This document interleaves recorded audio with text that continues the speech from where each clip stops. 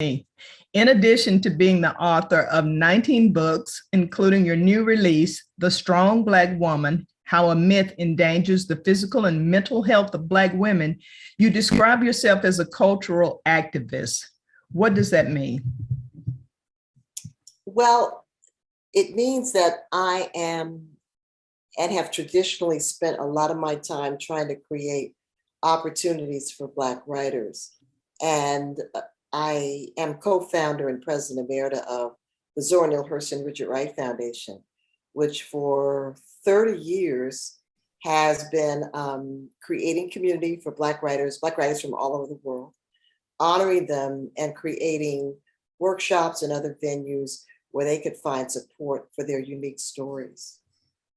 Absolutely, and that's first why I know you beyond your books as an author myself, and I said, and I was not kidding, that you're an icon to me in the literary community, and a lot of really great authors have gone through your programs, the workshops, and the awards. What prompted you to begin the foundation, and how has it changed the literary scene for African American writers? Well, it was founded at a time when there was a whole new group of Black writers that I was part of it, and a whole new generation, people like Terry McMillan, myself, B.B. Moore Campbell. We were writing alongside Alice Walker and Toni Morrison, but as a member of a creative writing program at George Mason University, I began to see more and more younger Black writers coming into creative writing programs. And there was just this increasing community nationwide of Black people wanting to write. And so because I have always been kind of an activist and building community is kind of in my DNA, I started the Zora Neale Hurston Richard Wright Foundation as a way to first offer recognition. And over the 31 years, we started doing a variety of other programs. So it was kind of a response to my desire to constantly create community for Black people and Black writers. Absolutely. And for those who haven't been following, African American literature, particularly on the fiction side, they may be aware, they may think now that they're seeing things, whether it's Amazon on the New York Times bestseller list, that recognition and those opportunities were not always there. So you did a very critical and important thing in raising awareness and in fostering, nurturing young writers and inspiring writers like myself. Thank you for that. Thank you. Let's talk about the new book. Love the cover. It's beautiful, beautiful, beautiful. And more so, I love the content, the strong Black woman. I mean, that was all over me. It just hit me when I heard the title and heard you talk about it. Your book touches on so many extremely difficult challenges for Black women, like colorism, mental health, and rape culture.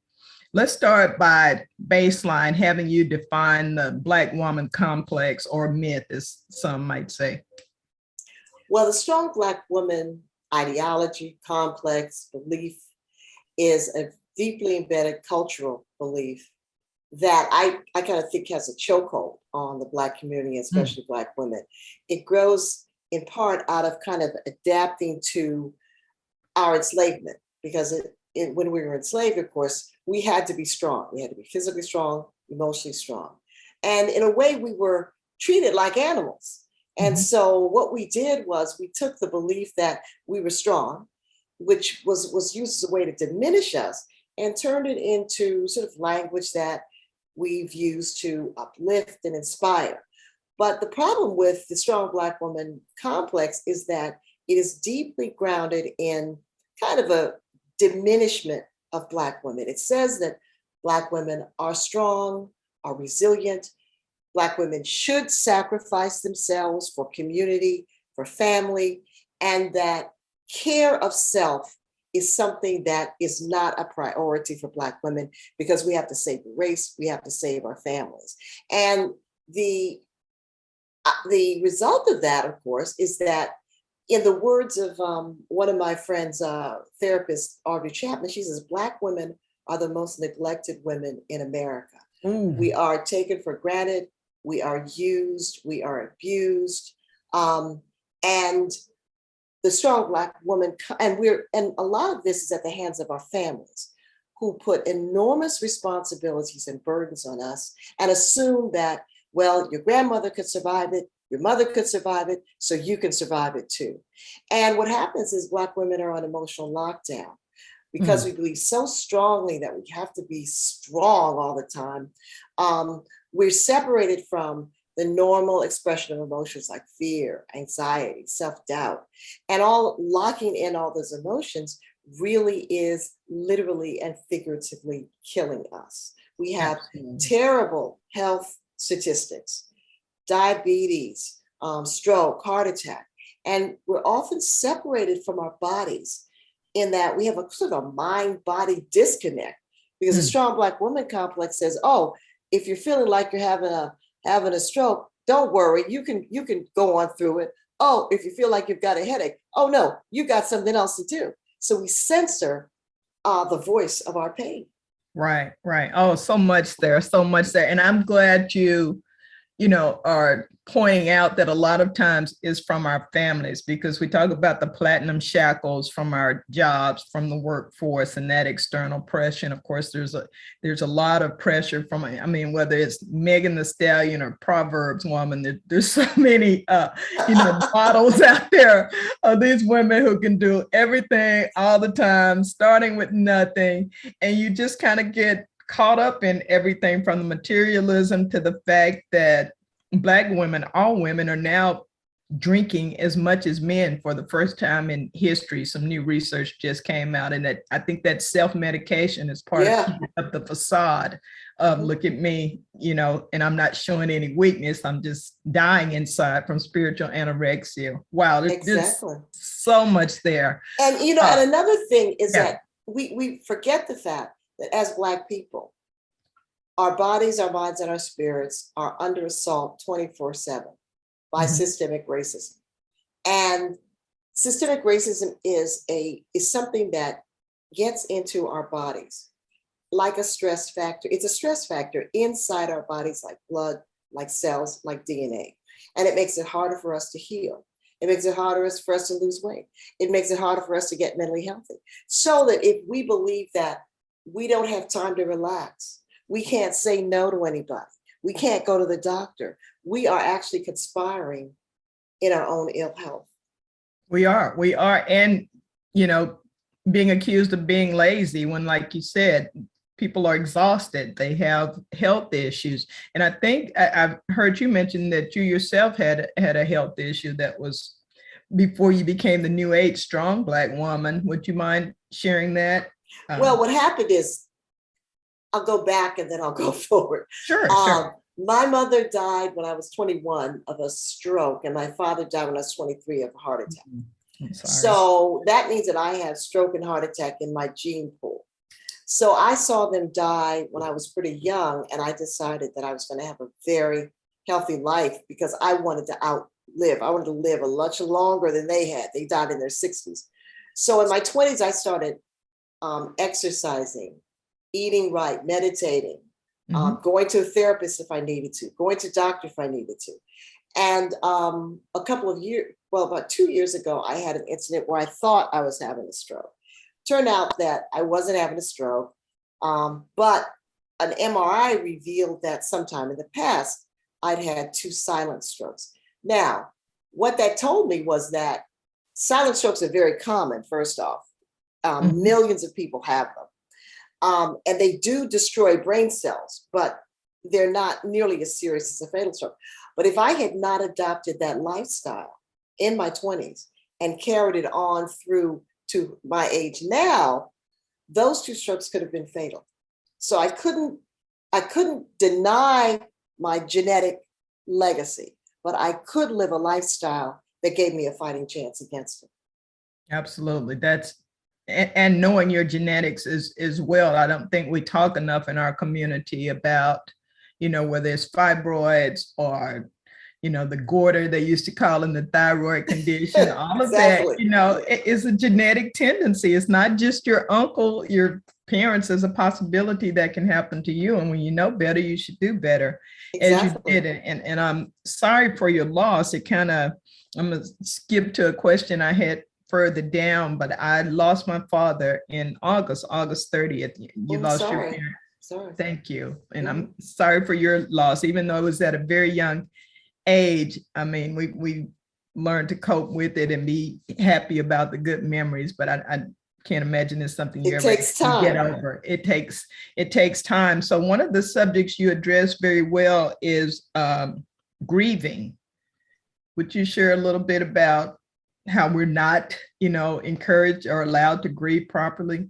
Well, this is a book that was written during the lockdown of 2020. I started it in March and pretty much was through by September. So I was writing the book during the murder of George Floyd, the protests, the COVID deaths, the lockdown. And so there was a really profound sense of urgency as I was writing this. And grief and grieving was all around me. It seemed like every day there was another horrible video on TV of another Black person being murdered by a police officer. And so I wanted to write about grieving. And I write in the book that so often in the Black community, Black women are not really allowed to grieve.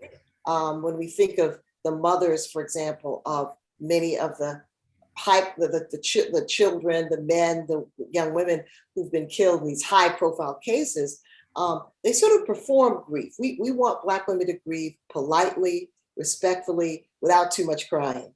The mother of Yusef Hawkins, the young man who was beaten to death by a gang in Bensonhurst, New York, about 15 years ago, said that she was being told to stop crying, to stop crying so much so that she could go before the cameras. And the irony is that I know you've seen these movies, these Black movies, where there's that famous scene where someone has died. And there's always a scene where a Black woman goes up to the casket and she just falls apart. And that is always portrayed as something to be mocked. Right. With a big hat on. With a big hat on and all exaggerated and colorful. You're right. Wow. So that when we do display genuine, deep feeling, we are mocked for it. So we either have to be ladies showing no emotion, and we can't show the real emotion we feel. And Dr. Pamela Brewer talks in that chapter about how, in a sense, we're always grieving. As Black people, grief is a part of maybe we're grieving the fact that we were denied a mortgage loan and we knew it was because we were Black. Maybe we're grieving the fact that when our kid gets a driver's license, we can't celebrate that because we have to give them the talk. So that grief is such a deep part of our lives. And very often as Black people, we're not given the space to grieve. For example, on your job, if your kid died in a murder situation, that's not considered a respectable way to die. So you may not be given time off to grieve. If they died of cancer or an illness that they, quote, couldn't help. So there are all these rules and regulations around how Black people grieve, when it's acceptable for them to grieve, and it's particularly with Black women. And what qualifies as bereavement. I want to explore that just a little bit more because this is literally happening to me right now. And then I'd like for you to read from your wonderful new book.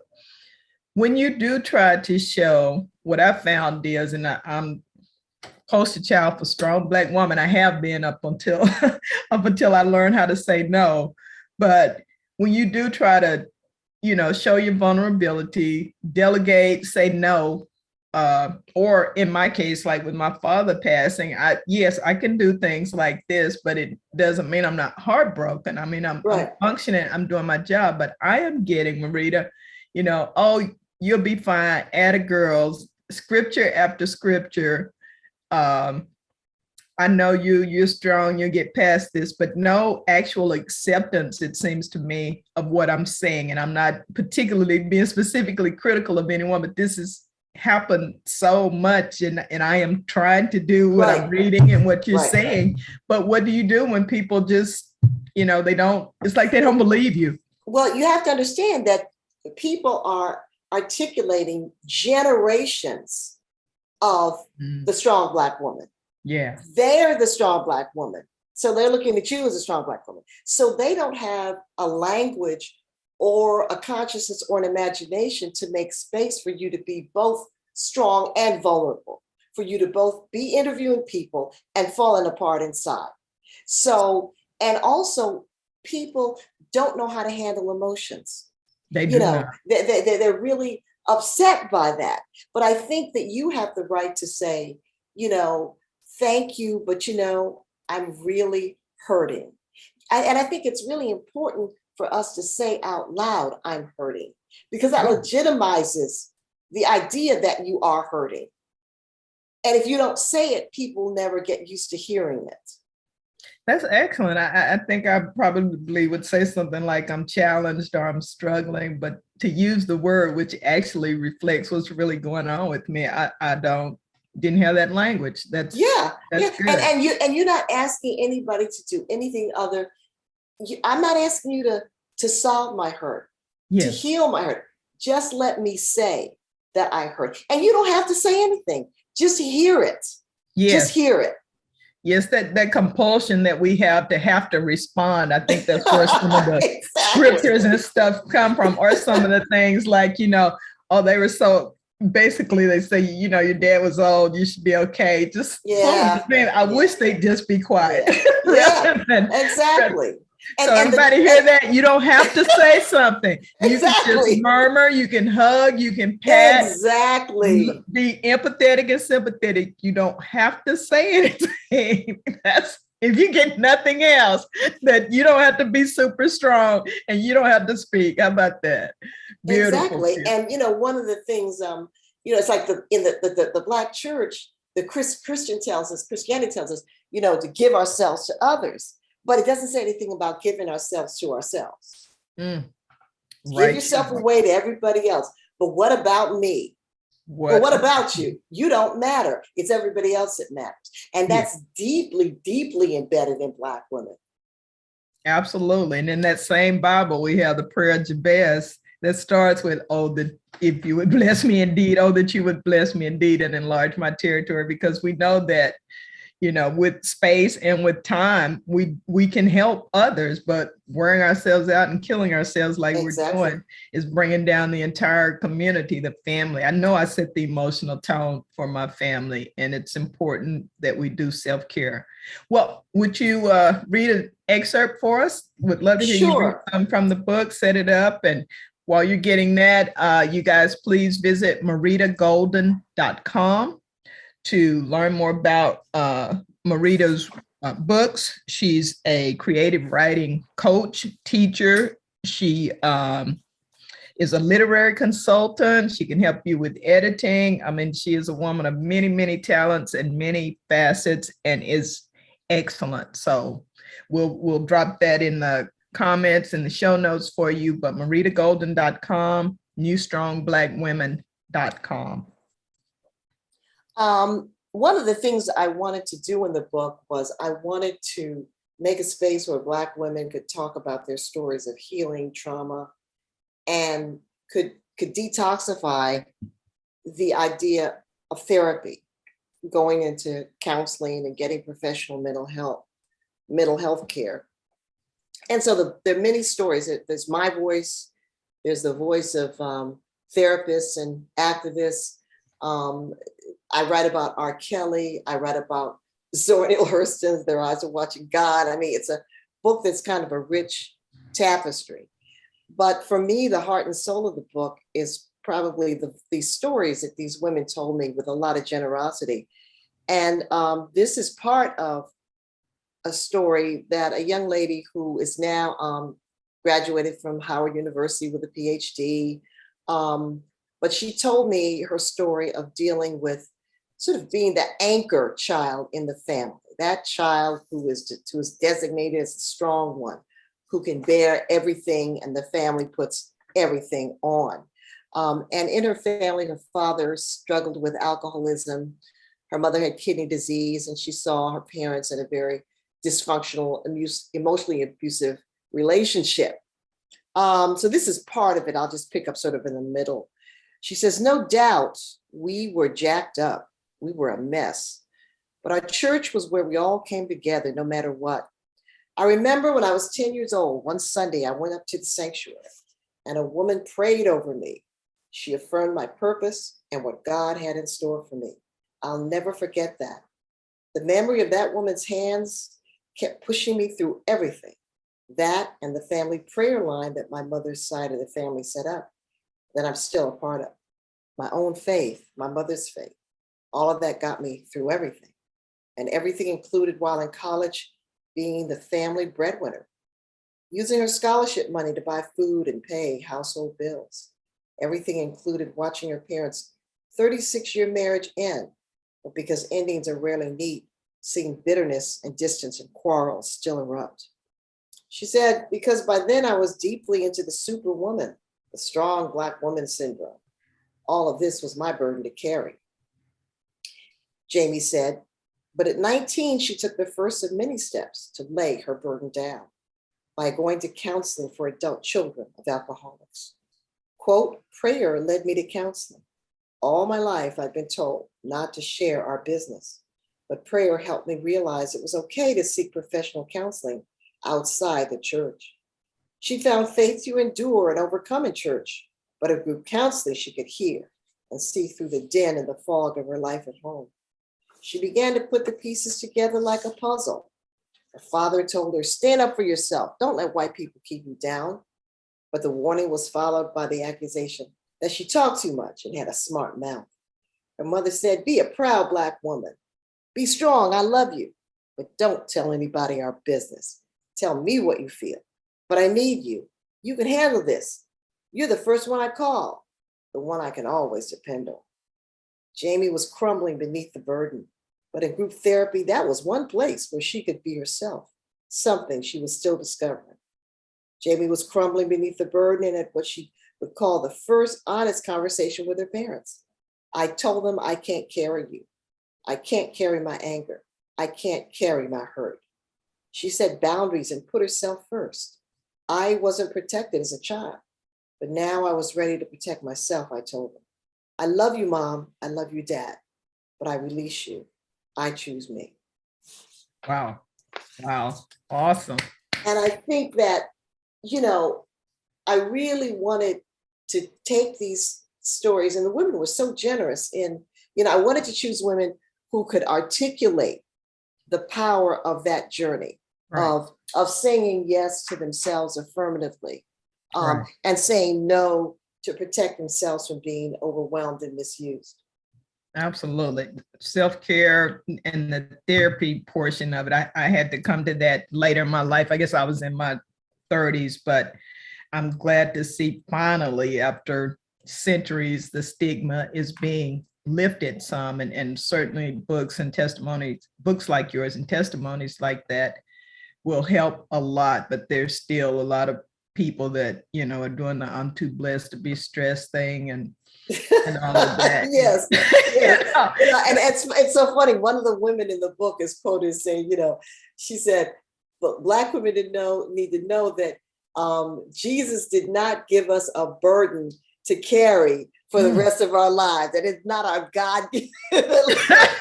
Right. It's not a right that we need to protect and fight for to carry the burdens of the nation. Oh my goodness, that's funny. That is funny. And that's another important thing. A wonderful part of our culture is that we can make light of ourselves and find something funny in the darkest situations, which is probably why we haven't all cracked up. Thank goodness.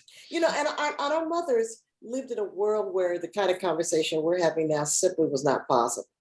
This is a conversation that's a result of the last 30 years, everything from the civil rights movement to the women's movement to Oprah Winfrey. Okay, we can now have this conversation, and we still have a long way to go. The whole in the society is in general, there's a stigma around mental health, and often the people who need it most, police officers, emergency responders, people in the armed services, get stigmatized if they seek mental health care. So we've got a long way to go, and we in our community really need it.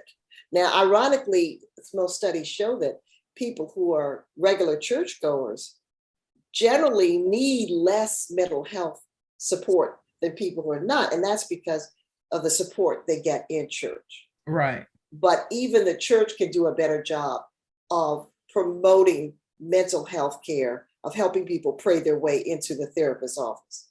Additionally, I believe in God and Jesus Christ, but the studies also show that people that have faith in a higher power tend to cope better with challenges and stress. I can't imagine just thinking everything is random. If I didn't feel like there was some kind of point, girl, that's got to be a point to all of this, because that's what gets me through. So we're talking about counseling. I'll admit I had counseling, have EAP on speed dial for my company as one of my benefits, because, I'm a healthcare provider, and we have a physician. We'll go to a physician for every other part of our body, and not our mind, not our brains, not our, it's a part of the body. It's an organ. Those thoughts emanate from somewhere. So why wouldn't you get care for that part of your body? What are some of your self-care practices? Well, one of the things that's really important to me is I call it saying hello to myself. I have a very rich spiritual life that's around connecting with my inner spirit. I meditate, and I begin each day in silence and in affirmative prayer. And I also spend time, sometimes I'll do a whole day of silence, or I'll go off for a retreat and just be silent. And one of the things that does is that connects me to my instinctive, my inner Marita, my instincts. And there's a lot of wisdom in that. And I have a lot of different groups. I have a group of women that I hike with, a group of women who are writers and that I get together with. So I'm always building community, finding support systems. When I used to work in historically white universities, I would find all the Black women and we'd get together once a month just so we could stay sane. So, and then also I've learned to say no. I mean, yes, I'm a funny person. I never really had a problem saying no, and it always puzzled me when Black women much older than myself would say that. But everyone didn't. For example, many Black women have grown up in dysfunctional families where they were not mothered, where they were not fathered, where they were not loved in ways that promote a sense of autonomy, a sense that they deserve to say yes to themselves. And so I was very lucky in that I did grow up in a family where I could come out of that family and know, well, no, I think you go ahead and do that yourself. Or yes, I'm going to celebrate myself. And then also my body. I mean, I think it really hit me very strong when I saw my mother die when I was 21 and my father died when I was 23. That just shook me totally. And I was just in the doctor's office regularly and taking care of my body. Good for you. Those are the three things I do. Yeah. Those are all excellent practices. But it's not so easy, because I say so many Black women have this history of not being mothered, not being fathered, not being truly loved. And that's why therapy is so important. Yes. What about just in selecting a therapist? I know some people just feel like therapists won't relate to them. Are there ways to find therapists of color? Or well, there's a lot of information on the internet, And there's a really good website, Therapy for Black Girls, which is founded by Dr. Joy Hard Braden. And on that site, if you're looking for a Black therapist, she has a list of Black therapists all over the country. She also does a regular newsletter that comes out on Sundays that connects you to a whole lot of information around mental health. She has podcasts, and she does things on Facebook. So she's a really good resource, but there is a lot of information on the internet now about finding culturally sensitive therapists. Absolutely. Who should, well, I'll say again, congratulations on the book. I looked on Amazon today. You've got a ton of 5-star reviews. I tell people aren't looking to see who the publisher is anymore. They're looking for stars and what other readers had to say. And you have amazing reviews and comments, as you should. It's a truly fantastic book. You guys can get it in, it's ebook. It's a paperback, and I believe I saw that it's also on Kindle. Yeah, an Audible though. It's also an audio. Audible. Yeah. Yeah. So with whatever your preferred way is of taking in information, it is available with the Strong Black Woman. Now, as I was looking through the book, I downloaded. I didn't get a chance to read all of it, but I saw enough to know that I am on board with everything and very impressed with what you've written. But it also struck me that there will be women in, other cultures of other ethnicities who could relate to this book. That's a good point, because I do think that, well, first, two things. One, we're living in a world which is no longer completely binary, so that we have expanding definitions of gender and sexuality. And so this is a conversation that's relevant to anyone, no matter your gender preference. Secondly, particularly African descended women whose ancestors experienced slavery or colonialism, this is a conversation that is relevant to them, because the Strong Black Woman complex is kind of an outgrowth of that very horrific experience, where women of color, Black women throughout the world, found themselves, their experience degraded, their men diminished, and they often had to step in to lead families, to lead communities, and to and the community said to them, that's the most important thing.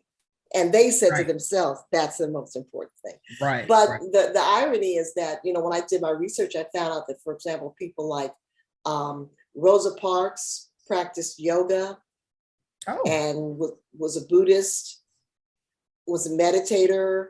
Angela Davis does yoga, so that we have a long tradition of Black women who, yes, did pray, but there's a big toolbox, a big spiritual toolbox that they used to stay mentally balanced, because they wanted to be activists, because they wanted to be change makers.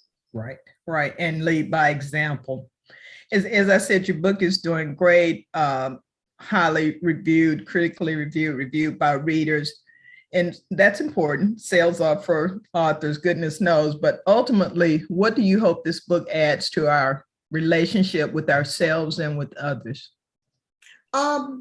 Healing, and for Black women to begin thinking about how to redefine strength. In fact, I'm working on a companion workbook to go along with this now. And I just want us to start, because there's a whole army of us now, younger Black women, middle-aged, older Black women, all just ready to say, actually, you can be too strong. And I think I want to sit down. I think I am ready to sit down and let somebody else handle some of this stuff. Absolutely. So I was about to ask you what's next for Marita Golden. I think you just shared the workbook. Any other projects and works? Well, that's enough, don't you think, Mo? I do. Here you go again. I do, but at the same time, I want to be that supportive sister. So if you've got a podcast or a grandkid that is on a skateboard that we need to look at on Instagram, whatever. Well, just buy my book, buy several copies for the women and men in your family. Yes. And stay tuned for the workbook. Absolutely. And Great also, gift. I do want to say that in March, my book, Saving Our Sons, Raising Black Children in a Turbulent World, will be released again, a new edition. Wonderful. I have that book. Yeah, and my novel, A Woman's Place, will also be re-released in a new edition. So March is going to be a good month. There you go. The good Pisces people. March is a good time. So I'm excited for you. Congratulations. I remember I have 2 sons, so saving our sons really, really was transformational for me. Great. Everything I know about you and of you is very well done, including this interview. Thank you so very much, Marita Golden. You want to tell the folks how to contact you again, your website, social media? MaritaGolden.com. My Facebook page is Marita Golden Author, Twitter at Marita Golden, and I have a website devoted to this book called NewStrongBlackWomen.com. New Strong Black Women. There you go. I got a new label right here.